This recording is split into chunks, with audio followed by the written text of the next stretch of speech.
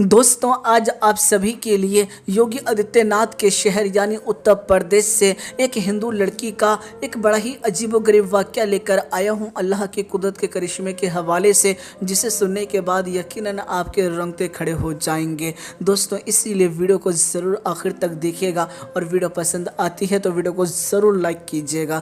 दोस्तों, आपको बताता चलूँ, उत्तर प्रदेश के अंदर एक शख्स अपनी बीवी के साथ रह रहा था। दोस्तों, उनके हालात बड़े ही ख़राब थे, यानी वो बहुत ही ज़्यादा गरीब थे। जिस कंपनी में ये शख्स काम किया करता था, असल में उस कंपनी में भी इसको बहुत कम सैलरी मिला करती थी, जिसकी वजह से इसकी ज़िंदगी बड़ी परेशानियों से गुजर रही थी। दोस्तों, हम जानते हैं कि अगर पैसा कम हो तो घर के अंदर नोक झोंक भी बहुत ज़्यादा होती है। ये जो शख्स था, ये अपनी बीवी और बच्चों के साथ रहा करता था। इसकी इतनी ही सैलरी थी जिसकी वजह से सिर्फ ये 2 वक्त का खाना खा सकता था और बाकी घर के ज़रूरतें जो हैं वो कर्जा लेके पूरी हो रही थी।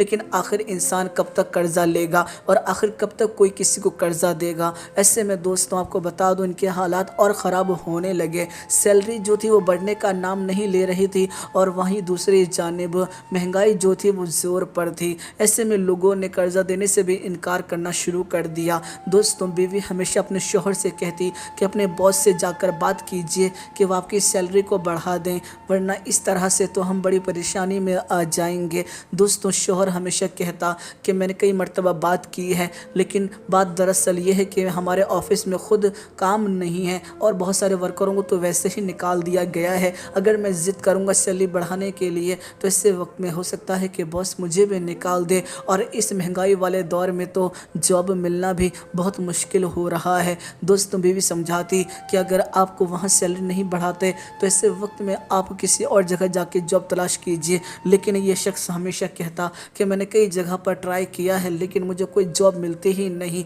जिससे हमारे घर का गुजारा हो सके, इसीलिए मैं इस जॉब को छोड़ने को तैयार नहीं हूँ। दोस्तों, अक्सर इसी तरह की चीज़ें होती हैं, लेकिन बीवी तो बीवी होती है। ऐसे वक्त में थोड़ा बहुत लड़ती और फिर खामोश हो जाती। लेकिन दोस्तों, अक्सर यही चीज़ें देखने को मिलती। अब लड़ाई झगड़ा जो था वो और ज़्यादा होने लगा, क्योंकि महंगाई तेज़ी के साथ बढ़ने लगी थी।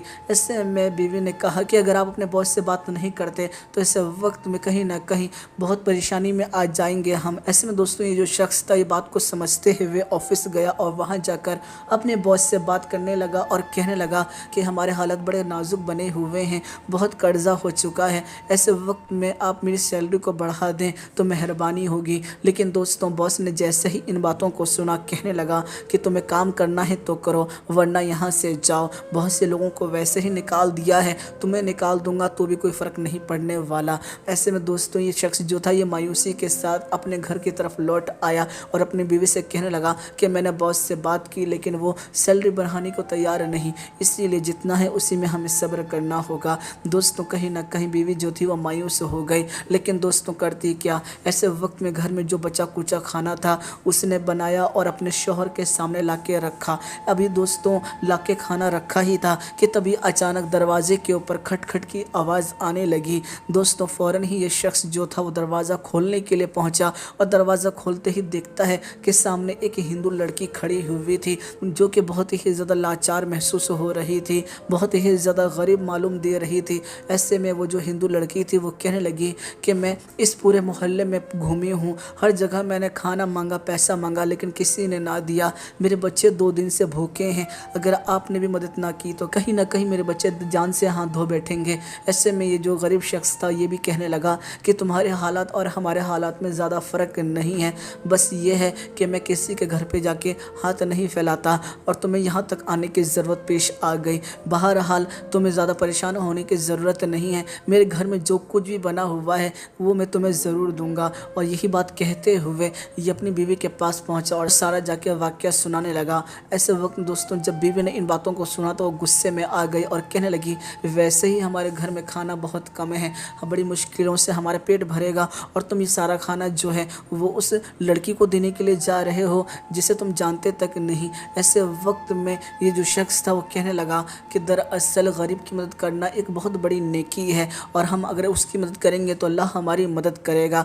ऐसे में जो थोड़ा बहुत खाना है उसमें से थोड़ा सा निकाल के बच्चों के लिए अलग रख दो और बाकी जो हमारे हिस्से का खाना है वो सारा दे दो, ताकि इसके बच्चे भी भूखे ना सोएं। और यही चीज़ सोचते हुए सारा کھانا لیकर وہ اس لڑکی کے پاس پہنچا اور جا کر دے دیا اور آج رات ان دونوں نے بھوکا ہی گزاری۔ دوستوں اگلی صبح یہ اٹھا اور آفس کے لیے روانہ ہو گیا۔ جب آفس پہنچا تو دیکھ کے اس کے رونگٹے کھڑے ہو گئے کہ آفس روم میں کوئی اور شخص نہیں، یہ وہی لڑکی ہے جو کہ کل رات اس کے دروازے پر آئی تھی۔ ایسے وقت میں یہ جو شخص تھا اس کے پیروں تلے زمین کھسک گئی اور کہنے لگا کہ کل رات آپ میرے دروازے پر آئی تھی۔